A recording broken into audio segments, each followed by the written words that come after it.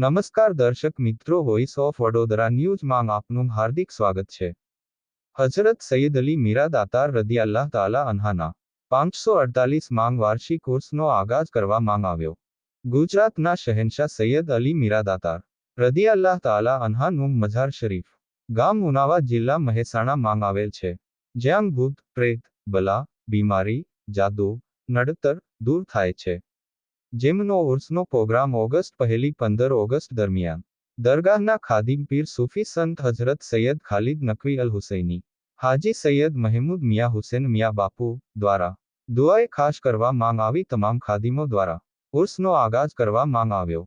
Reporter Syed Sahil Ali Kadri.